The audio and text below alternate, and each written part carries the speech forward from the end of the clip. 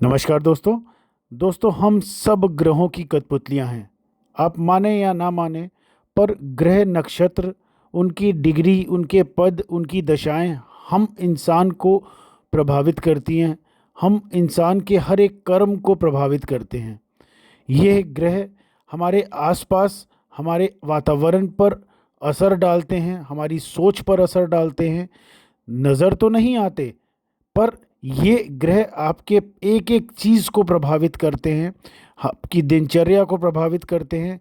देखने में तो ये ग्रह आसमान में बहुत दूर हैं, पर वाकई ही अगर माने तो ये ग्रह नक्षत्र हमारे जीवन के एक एक पल को निर्धारित करते हैं, अच्छा या बुरा।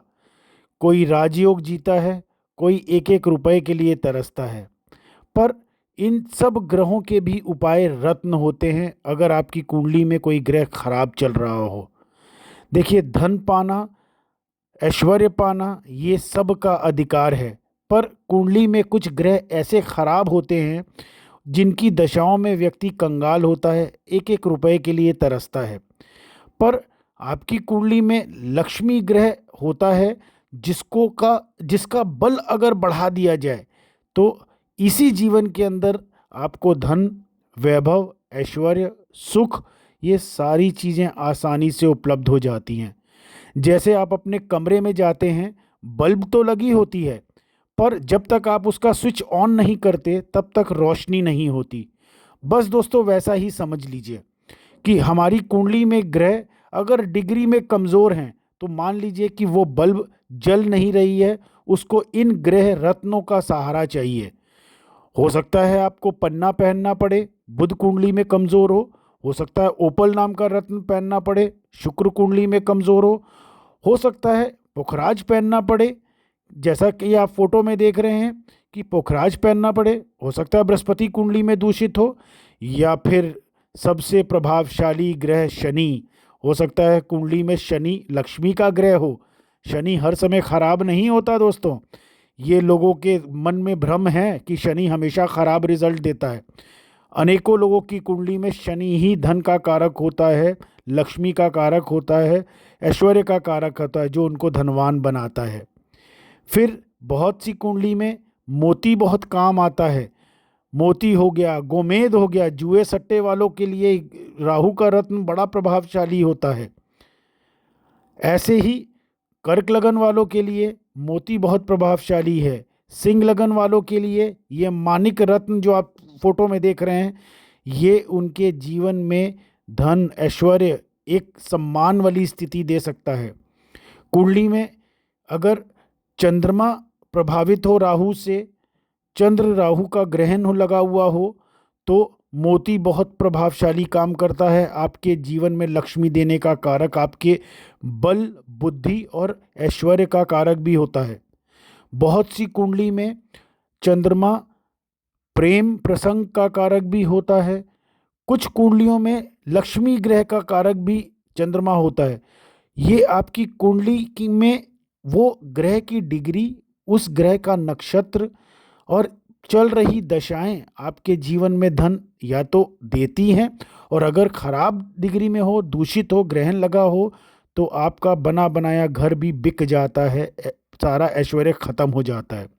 तो ये कुंडली में बैठे ग्रहों पर निर्धारित होता है, उनकी डिग्री पे निर्धारित होता है कि वो आपको इस जन्म में राजयोग देंगे या दर दर भटकाएंगे। अब कुंडली में रत्न भी किसी के भी कहने से नहीं धारण करने चाहिए। आपकी कुंडली में बैठे ग्रह, नक्षत्र, उसके हर ग्रह की ताकत, उसके लिए एक अलग चार्ट बनती है, जो कि आजकल की आधुनिक चार्ट है, जिससे हर ग्रह की ताकत पता चलती है। उसके हिसाब से रत्न धारण किया जाता है। आपके कुंडली के हिसाब से आपके लिए बलशाली ग्रह, जिस ग्रह को हम बल दे करके बड़ा धन अर्जित कर सकते हैं, बड़ा मान सम्मान अर्जित कर सकते हैं, आपकी कुंडली में वो ग्रह देखा जाता है, उसकी डिग्री देखी जाती है, तब आपको सजेस्ट किया जाता है। बहुत बार दो रत्न एक साथ भी पहनाए जाते हैं, जैसा आप फोटो में देख रहे हैं। ये तब पहनाया जाता है जब कुंडली में दो ग्रह एक साथ किसी शुभ ग्रहों को दूषित कर रहे हों, तब हमको उन दोनों ग्रहों को कमज़ोर करना पड़ता है। बहुत बार काल सर्प दोष होता है राहु और केतु से, बहुत बार राहु और शनि से, बहुत बार शनि और केतु से। तो अब कुंडली में आपके बैठे ग्रह किसी राजयोग को खंडित तो नहीं कर रहे, ये देखना भी बहुत ज़रूरी है। नहीं तो आप मेहनत करते रहेंगे, बहुत मेहनत करेंगे, आपकी जॉब नहीं लगेगी, आपका व्यापार अच्छा नहीं चलेगा। आप दुकान खोल कर बैठ सकते हैं लेकिन कस्टमर आपके भाग्य से आता है। तो ये सारी चीज़ें हैं। फिर बहुत बार रत्न आपकी कुंडली में बैठे ग्रह देखने के बाद बताया जाता है कि ये दशा में इस ग्रह को पहनना चाहिए, और जैसे ही वो दशा खत्म हो उस ग्रह का रत्न उतार करके रख देना चाहिए।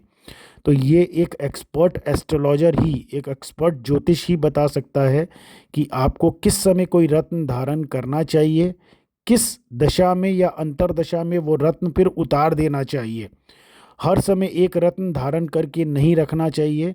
ये कुंडली में दशाओं पर निर्भर करता है कि कब धारण करना है और कब नहीं धारण करना है। आप जुड़िए गुरु जी से, date of birth, time of birth भेजिए और जानिए अपना भविष्य गुरु जी से, और अपना भाग्य रत्न जानिए गुरु जी से। गुरु जी आपको बताएंगे कि आपका भाग्य रत्न कौन सा है।